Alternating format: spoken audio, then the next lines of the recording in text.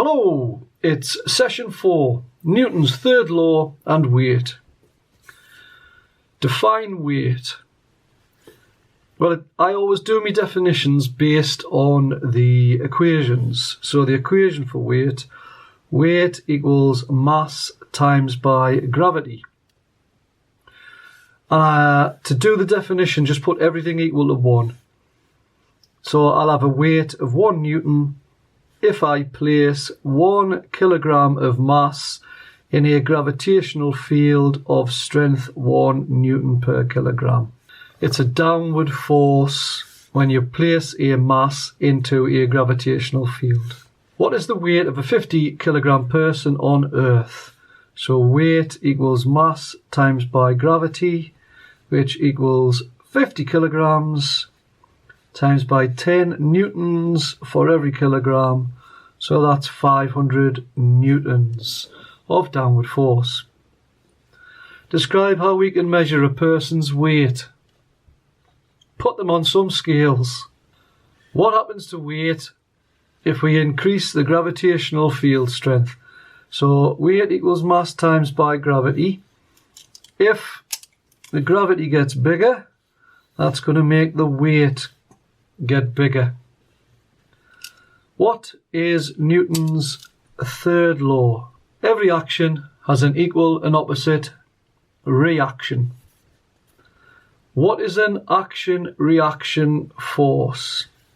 So just say you're standing on the floor, you're pushing down on the floor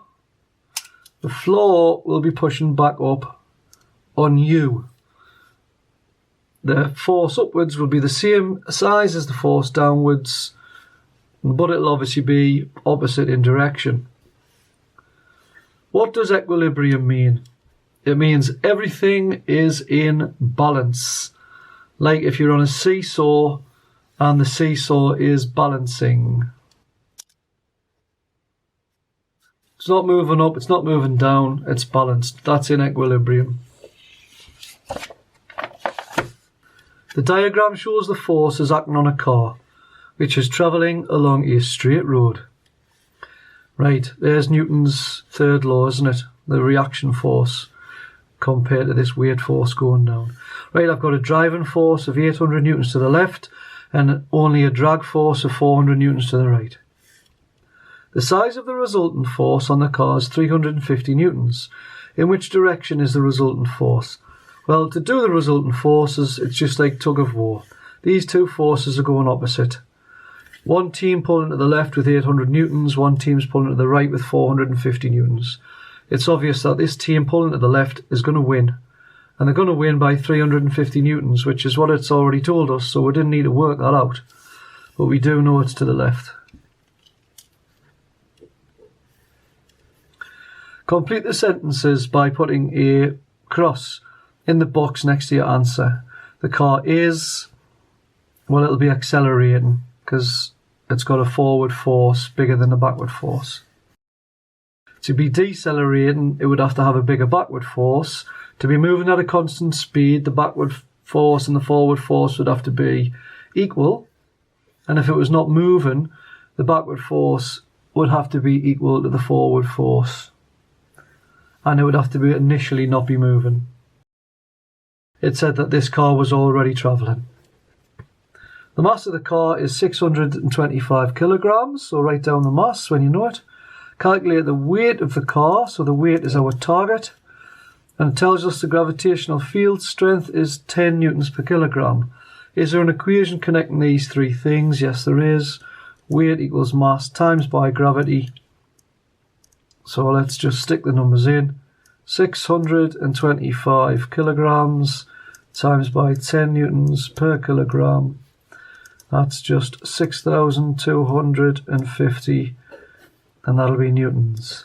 The mass of the car is 1,200 kilograms, so write down the mass there. Calculate the resultant force, so I'm not sure what the resultant force is.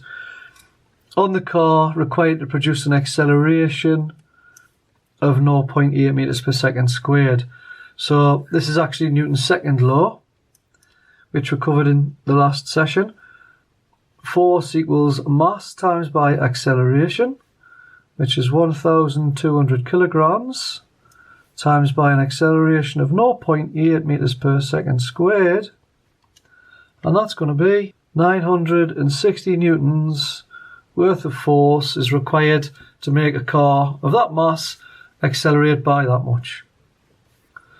A car travelling at 20 meters per second, so that's the velocity, with just the driver inside, takes 70 meters, that's the distance, to stop in an emergency.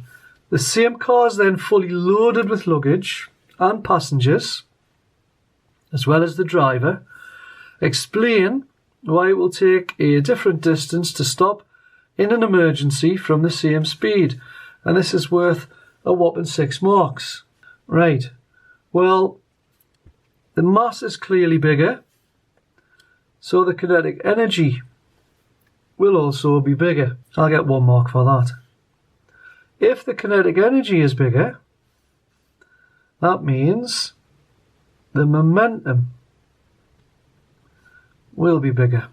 So I'll get another mark for that. It'll be the same braking force, because you're pressing the same person with the same brakes. But because the car's heavier, it's going to take a longer distance to brake. And that's because more work needs to be done. So force equals mass times by acceleration.